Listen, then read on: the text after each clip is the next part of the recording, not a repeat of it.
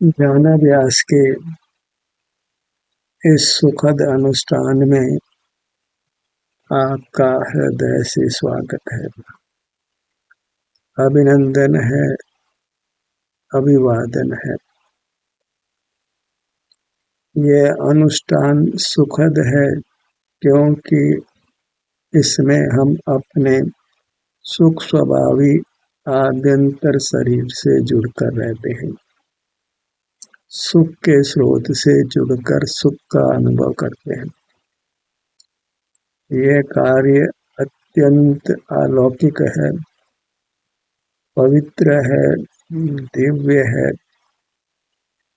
परमात्मा होने का कारण है, उत्तम अविनाशी अतीन्द्रिय सुख भोगने का कारण है, संसार के सर्व दुखों से मुक्त होने का कारण है, जन्म मरण के अभाव का कारण है। इसमें हम अपने से ही युक्त रहते हैं, अत्यंत स्वावलंबी रहते हैं, स्वाधीन रहते हैं और उत्तम सुख को भोगते हैं।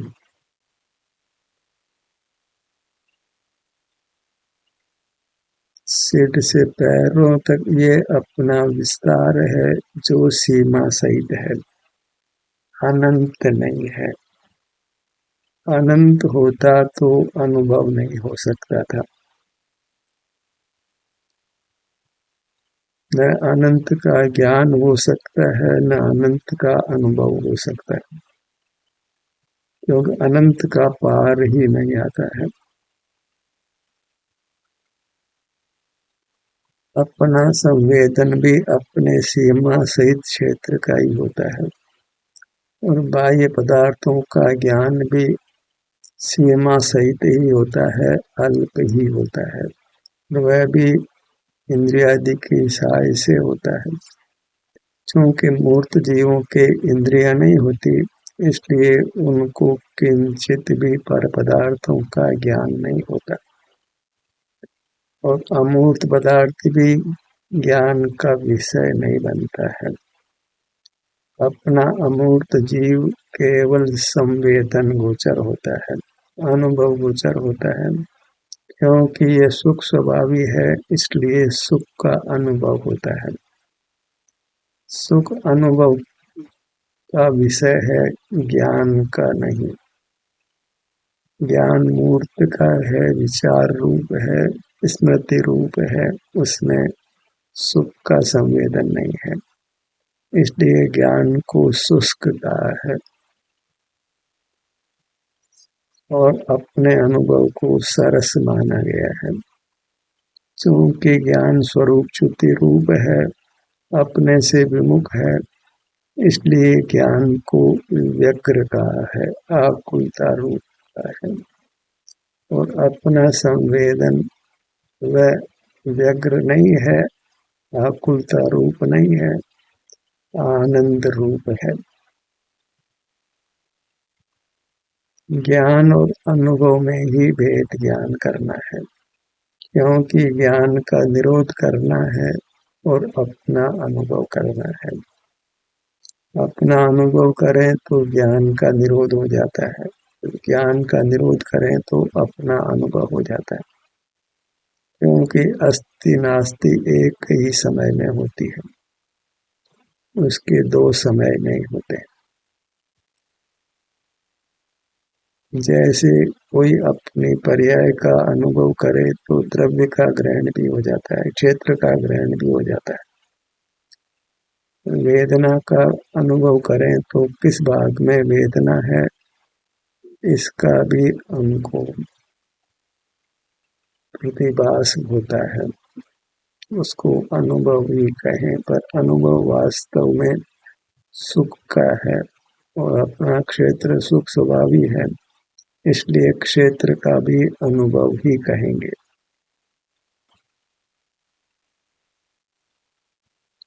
क्षेत्र को लक्ष्य में लें तो वहाँ जो भी सुख की स्थिति है उसका अनुभव हो जाता है। अपने को पर्याय से ग्रहण करें कि क्षेत्र से ग्रहण करें, ग्रहण दोनों का युगपत होता है। बाहर में बाहर का क्षेत्र का ज्ञान होता है और वह क्षेत्र में जो मूर्तपना है उसका भी ज्ञान होता है। तो बाहर के क्षेत्र को लक्ष्य में लें कि बाहर के पुद्गलादि की पर्याय को लक्ष्य में लें, ग्रहण क्षेत्र का और पर्याय का एक साथ होता है। कोई पर्याय को लक्ष्य में लें तो कोई पर्याय दृष्टि नहीं होती है, क्योंकि पर्याय के ग्रहण के साथ नियम से पर्याय के क्षेत्र का भी अनुभव होता है। बाहर के क्षेत्र का ज्ञान होता है और अपने क्षेत्र का अनुभव होता है।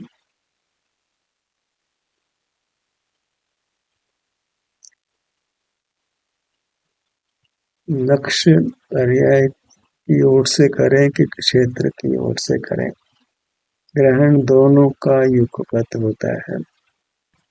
तथापि पर्याय और क्षेत्र में क्षेत्र की मुख्यता होती है, क्योंकि वह आधार है और पर्याय आधेय है।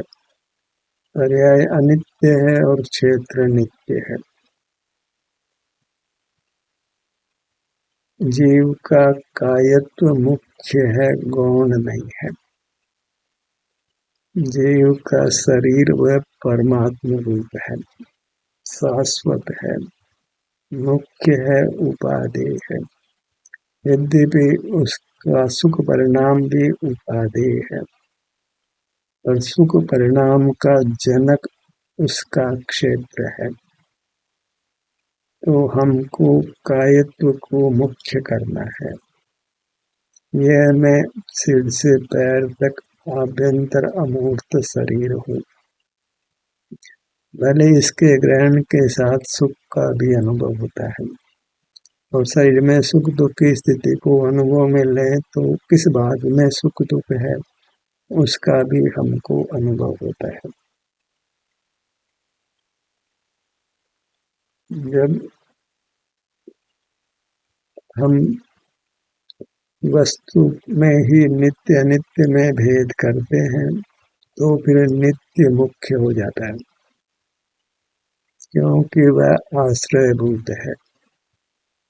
मैं नित्य हूँ, इस विकल्प में सहज ही अपने को निश्चिंतता होती है, निर्भयता होती है।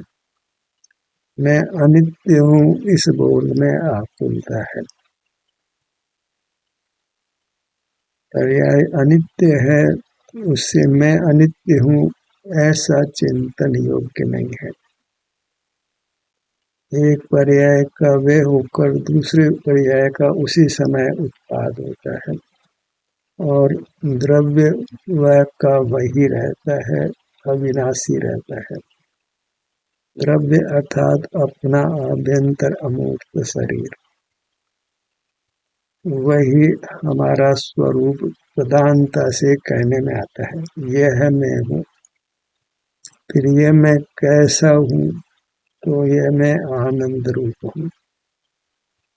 कितना हूँ और कैसा हूँ, कितना कहने से क्षेत्र कहने में आता है, और कैसा हूँ यह कहने से भाव कहने में आता है। और मैं क्षेत्र भाव दोनों के साथ हूँ, युगपत हूँ। जब हम ध्यान करने के लिए मन बनाते हैं, अभिप्राय बनाते हैं, तो प्रथम क्षेत्र को ही ग्रहण करते हैं, अपने शरीर को ही लक्ष्य में लेते हैं। उसी में अपनापन होता है। ये मैं हूँ, ये मेरा शरीर है,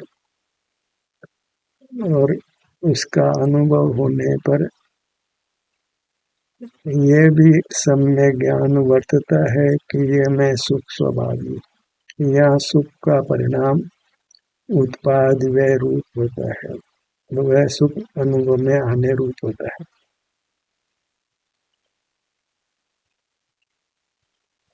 वस्तु का स्वरूप ही बराबर विचार कर निर्णय में लेने योग्य होता है। तभी स्वसंवेदन में स्थिति बनती है, निरंतरता बनती है। जो अनुभव से सच्ची समझ होती है, तो वह सच्ची समझ अनुभव में मदद करती है। यद्यपि अनुभव के समय समझ का विकल्प नहीं होता है,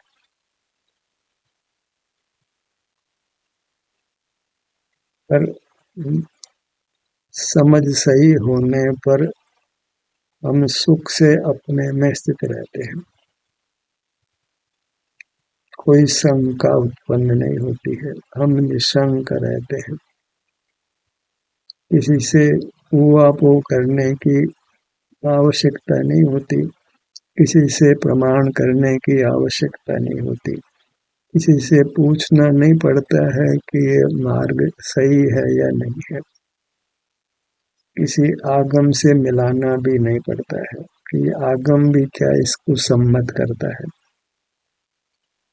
अनुभव अपने आप में निशंक होता है, उसको किसी आगम प्रमाण की आवश्यकता नहीं है, किसी अन्य से प्रमाणित करने की आवश्यकता नहीं होती है। अनुभव करने वाला अत्यंत निशंक होकर अनुभव करता है, उसको अनुभव ही प्रमाण होता है। वह किसी पर के अधीन नहीं होता है, पर से उसको प्रमाण पत्र नहीं लेना होता है, न आगम से, न किसी गुरु से, न किसी विद्वान से, न किसी अन्य व्यक्ति से।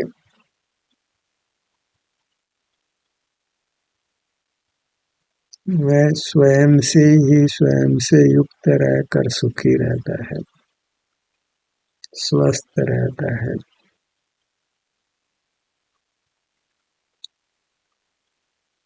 निराकुल रहता है, वीतराग रहता है। इस विधि से स्वस्थ रहता है, रोगादि से मुक्त रहता है।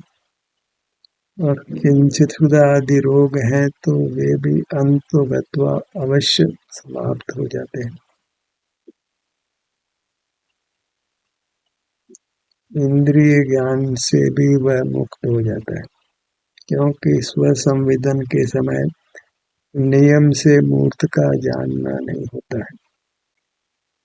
जैसे चार इंद्रिय जीव को आवाज सुनाई बिल्कुल नहीं पड़ती है, भयंकर बम्बार्डमेंट भी हो तो चार इंद्रिय जीव को सुनाई नहीं पड़ता है।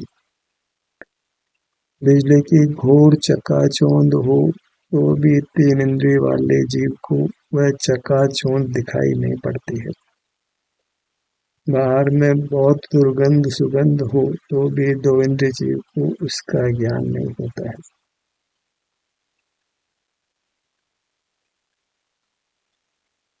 एक इंद्रिय जीव वनस्पति अपनी जड़ों में कोई मीठी वस्तु डाली जाए, चीनी का घोल ही डाला जाए, तो उस वनस्पति को उसकी मिठास का ज्ञान नहीं होता है। और ऐसे ही स्वसंवेदन के समय पांचों इंद्रियों का ज्ञान नहीं होता है, वह इंद्रिय रहित है। न एक इंद्रिय है, न दो इंद्रिय है, न असंगी है, न संगी पंचेंद्रिय है। स्वसंवेदन के समय जीव इंद्रियातीत है। भले ही अभी मूर्त इंद्रियां हो, इंद्रियों का आदि प्रदेशों का आकार भी हो, तो भी वह वास्तव में उस समय एक इंद्रिय जैसा भी नहीं है, उसको एक इंद्रिय जैसा स्पर्श ज्ञान भी नहीं होता है। ऐसी अद्भुत स्थिति है कि मूर्त पदार्थ के विषय होने पर भी स्वसंवेदन युक्त जीव को उसका ज्ञान नहीं होता है, तो पुद्गल उसकी संसार यात्रा में निमित्त नहीं होता है, उसको संसार ही नहीं होता है। बस स्व संवेदन से हमने पुद्गल को जीत लेना है, अर्थात वह हमारे ज्ञान में फिर आता नहीं है, झलकता नहीं है। ज्ञान नहीं होता है, झलकना ज्ञान रूप ही होता है। अन्य प्रकार से संसारी जीव को इंद्रिय ज्ञान नहीं होता है।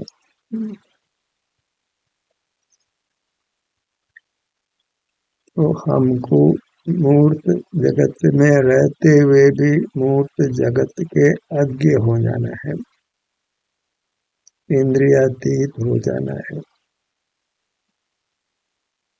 फिर आनंद ही आनंद है, और उसका विधान यही है कि अपना संवेदन करते हुए रहें, और अपना संवेदन करते हुए रहते हैं तो हम सुखी रहते हैं। कर्म का बंधन नहीं होता तो आयु पूरी कर दुर्गति गमन नहीं होता है। ये स्व संवेदन भविष्य का बीमा है।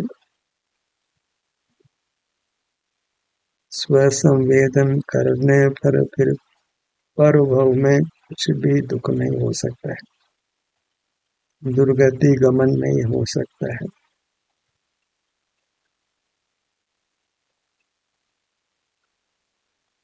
असंग आदि हीन पर्यायों में वह उत्पन्न कदापि नहीं होता है। कैसी अद्भुत महिमा है स्व संवेदन की, इसकी महिमा का कोई पार नहीं। इससे हमने परमात्मा होना है। अनंत काल सुख से रहना है। तो स्व संवेदन में भी अपनी काया को मुख्य करना है, क्योंकि काया गौण नहीं है। काया के आश्रय से ही स्व संवेदन होता है, काया में ही संवेदन होता है। तो शरीर ही हमारा प्राण है, जीवन का आधार है। शरीर को ही सुचिता है, महानता है, दिव्यता है, प्रभुता है। गीत शरीर के ही गाना है, तो फिर मोक्ष दूर नहीं है। बस शरीर ही भासता रहे तो फिर बाहर का जानना नहीं है, संसार नहीं है। शरीर ही भासता रहे, शरीर का ही संवेदन होता रहे, एहसास होता रहे, निराकुलता बनी रहे, वीतरागता बनी रहे। इंद्रिय ज्ञान से जो आकुलता होती है उससे हम मुक्त रहे, अशांति से मुक्त रहे, विकल्पों से मुक्त रहे। उसका आश्रय शरीर है, इसी के आश्रय से सम्यक ज्ञान होता है, अतीन्द्रिय सुख होता है। तभी कहा है देह आधारेण ध्यानम ज्ञानम अनुष्ठानम भवति। प्रथम तो देह के आधार से ध्यान होता है, संवेदन होता है, और उस संवेदन से सम्यक ज्ञान होता है। देह के आधार से यहाँ के सुख दुख की स्थिति का संवेदन अनुभव होता है, जो कि मोक्ष मार्ग है। फिर उसके पूर्वक हमको सच्ची समझ होती है कि ये मैं सुख स्वभावी हूँ, अपने आश्रय से मोक्ष होना है, परमात्मा पद मिलना है। अपने आश्रय से अर्थात अपने शरीर के आश्रय से, शरीर में ही परमात्मा बुद्धि होती है, इसी की फिर रात दिन महिमा होती है। यही उर्ध रहता है, प्रति समय इसी का संवेदन करने का अभिप्राय होता है। अपने लिए यही परमात्मा है, इसी की भक्ति का भाव आता है। अन्य भक्ति कपूर हो जाती है। शरीर ही भासता रहता है। इसी के साथ युक्त रहकर सुख का अनुभव होता रहता है। सारे जगत का विस्मरण होता है। एक भी पर का स्मरण नहीं।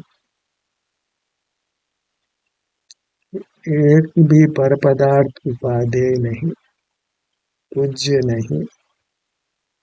अपनी मूर्त ही उपादेय और यही पूज्य रही। अन्य का न जानना रहा, न विकल्प रहा, न स्मृति रही। पर से विभक्त होते हैं और अपने से एकत्व करते हैं। फिर स्वमेव ही अपनी काया में स्थिति होती है और सुख का अनुभव होता रहता है। निराकुलता बनी रहती है। शरीर में कोई रोग हो तो शीघ्र ही उस रोग से मुक्ति होती है। शरीर अत्यंत स्वस्थ रहता है। किसी प्रकार की आकुलता नहीं होती, न मानसिक न शारीरिक। पर के विकल्प में जीव रुकता नहीं है। जैसे पानी पर कोई लकीर खींचे तो मिट जाती है, ऐसे ही कोई विकल्प होके शांत हो जाता है। रहता नहीं है, रहता है अपने सुख का भोग, निराकुलता का भोग, अपने मूर्त का संवेदन, वही देव दर्शन। अपनी प्रतिमा जो चैत्य है, अकृत्रिम चैत्य है, उसी की महिमा रहती है। इसका अनुभव करते रहना ही इसकी पूजा है। स्वानुभव और पूजा भिन्न भिन्न नहीं है। स्वानुभव और भक्ति भिन्न भिन्न नहीं है। स्वानुभव और नमोस्तु भिन्न भिन्न नहीं है। अपने को अपना नमन है, अपना संवेदन है। जब अपनी महिमा हो तो बिना निर्देश के ही अपने में स्थिति रहती है। अंगों के नाम का विकल्प भी बार बार नहीं करना पड़ता है। वह तो तब ही जब हमको बहुत विकल्प हो रहा हो, कंट्रोल में ही नहीं आ रहा हो, तीव्र लाभ आने का प्रकरण बना हो, तो फिर अंगों के नाम को जपना पड़ता है। तो फिर अपने अंगों में स्थिति होने लगती है। ऐसे प्रकरण तो बन ही जाते हैं जहाँ बहुत मानसिक विकल्प हो जाता है, तो वहाँ फिर अपने अंगों के नाम की जप की ही शरण है। पुनः पुनः अपने अंगों के नाम को ही मन में लेते हैं, उससे पर का विकल्प मिटता है और फिर धीरे धीरे अनुभव में स्थिति होती है। अपने अंगों का जो हम नाम स्मरण करते हैं, वही वास्तव में परंपरा मोक्ष मार्ग है। यह तो अच्छी तरह निर्धार कर लेना है। क्या करें जब बहुत विकल्प होते हो?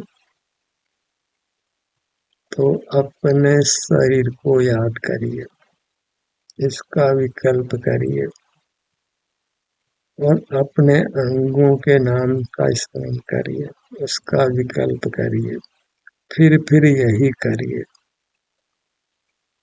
बारंबार पर के विकल्प से छूटने के लिए अपने अंगों के नाम का विकल्प करिए।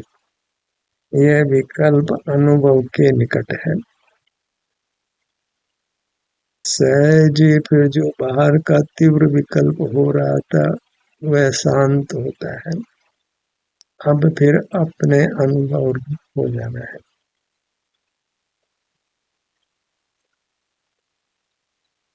सहज ही फिर अपने में स्थिति होती है और अपूर्व सुख का अनुभव होता है। चूंकि हम अभी लौकिक प्रसंगों में जीते हैं तो फिर अनुभव से च्युत हो जाते हैं। आकुलता भी होती है, कभी कम और कभी ज्यादा। महोदय के अनुसार ही अल्पाधिक आकुलता होती है। अल्प आकुलता में जीव बाहर में रुकता है, मंद कषाय में जीव बाहर में रुकता है। तीव्र कषाय की दाह तो बर्दाश्त नहीं होती तो उसको मिटाने का उपाय करता है।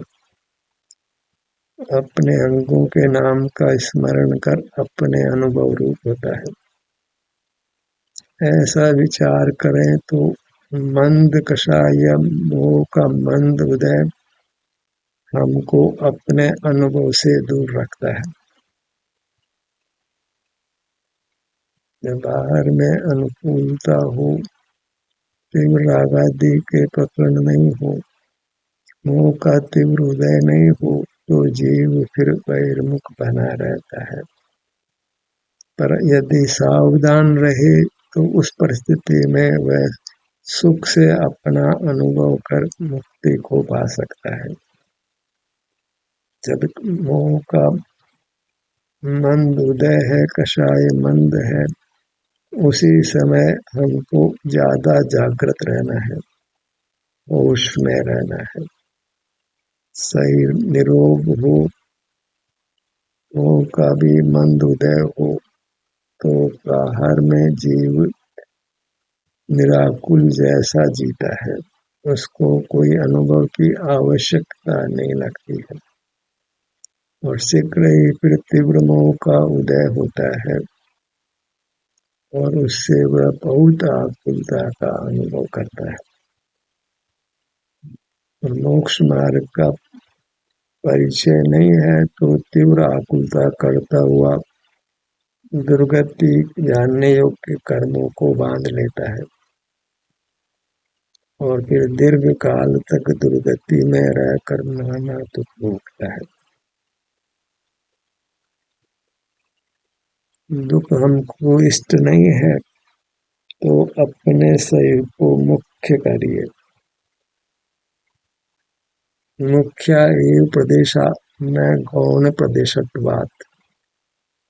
जीव के प्रदेश अर्थात काय ही मुख्य है, काय गौण नहीं है।